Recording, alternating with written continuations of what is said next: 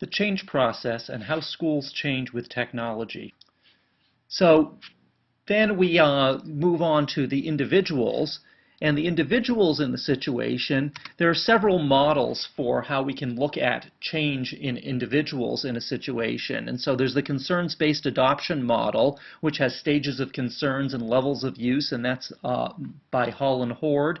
And that concerns-based adoption model is a fairly sophisticated and complex model, but for most purposes, you don't need all the different stages of concern and levels of use. We'll be looking at them briefly in a later slide, but we'll focus more in this class on the ACOT model and the 5 stages of the ACOT model, which is a nice, simpler model. And then for a really simple model, the Szabo model, which only has 3 stages, is a nice, simple model that we can look at as well. So in the stages of concern, we can look at the different stages: awareness, informational, personal, management, consequence, collaboration, and refocusing. And so in the early stages, like awareness and informational and into the personal, the focus is on the individual who's trying to use the innovation.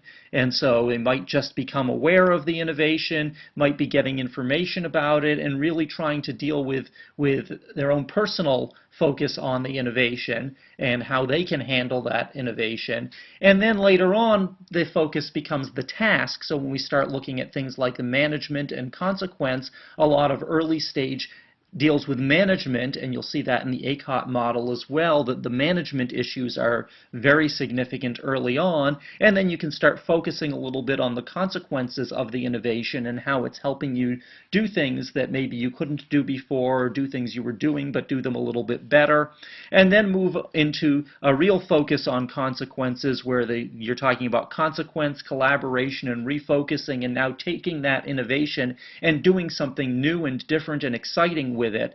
And it takes time to step through this process. You don't just jump right away into refocusing and saying, oh, I can change everything with this. Often, most individuals, for most innovations, will need to start slowly and go through that focus on him or herself, and then on the task and really just management kinds of issues, not necessarily doing better with it, and then after getting some comfort level with the innovation, be able to work on collaboration and refocusing.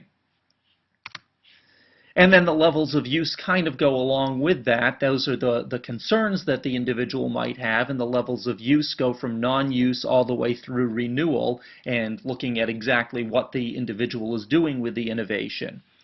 And I should note that it depends on the individual and the innovation as to how long this takes. Sometimes some innovations are fairly simple and you can zip through these stages fairly quickly. Other innovations are a lot more complex, and it could take a year, 2 years, 3 years to go through these stages. Some people never make it to the end and really just get good at doing what they were doing before with the innovation. The ACOT model has 5 levels, and the 5 stages of the ACOT model are entry, and in the entry phase they were looking at finding lots of first-year teacher problems. Something comes in and it kind of disrupts the classroom to such a degree that it's as if you're a first-year teacher. And then adoption is basically a new tool, same routine. So you're looking at, now you've got something that you can use, you've gotten over most of the management issues, but you're not really doing anything different with it. And Fullen refers to that kind of change as symbolic change. But the thing that we recognize is that that's just step 2 of this process. So it's okay when there's just symbolic change, but we can move beyond that symbolic change in later stages. And so then we can go to the adaptation phase, and in that phase you start to see increased efficiency. So you're still doing the same things you were doing before, but you're starting to do them a little bit better. And so you can see that increased efficiency there. And then we move to the appropriation stage, and now you're starting to say, okay, well, let's change the way I do things, and maybe I can do things in a very different way. Maybe I'm doing more student-centered teaching, maybe I'm doing more collaborative work, whatever it might be, but that's when you start to get real change, where the innovation has now helped you to not just do what you were doing before, and not just do that same thing but a little bit better, but actually change the way you're doing things, and then possibly even move into the invention stage, where you have some new beliefs about teaching, and so where your ideas of, well, how is teaching different because of this innovation, and what can I do that's even better than what I thought I could do before, and that's the invention stage. And I should mention, in the ACOT study, they really didn't see a lot at the invention stage. They saw many people moving through up to the appropriation stage, but the invention stage was more a placeholder for them for future things that people might do.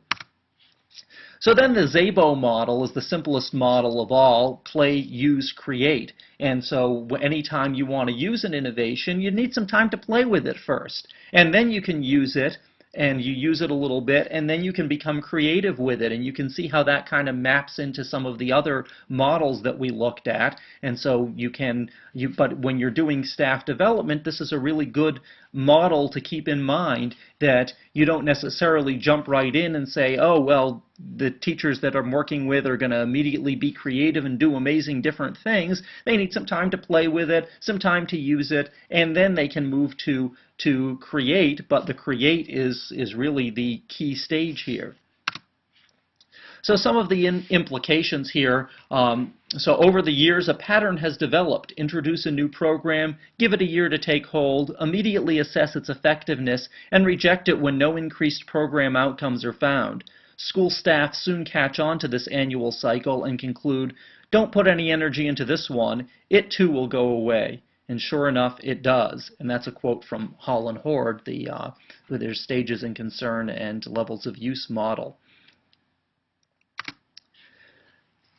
So one of the real implications here is that innovations judged after entry or adoption are likely to be failures, and that's what we tend to do. We put the innovation in place, we give it a very short time, and we start judging it, and we say, oh my gosh, it's not really doing anything. Look at the problems it created, and then over there, oh, they're doing okay because they've gotten to the adoption stage where they're still trying to figure it out, but they're over those management issues.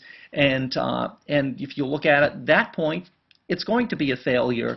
And really, we often need more time to progress to the later stages. And so the real implication here is, as you're helping teachers move through these stages, to recognize that it's not necessarily a bad thing that they're doing the same old thing with the technology. It's just a stage, and your goal is to move them forward through the stages. So the teacher who uses PowerPoint, for example, and is putting up, instead of writing on the board their daily objectives, they put them up on a PowerPoint.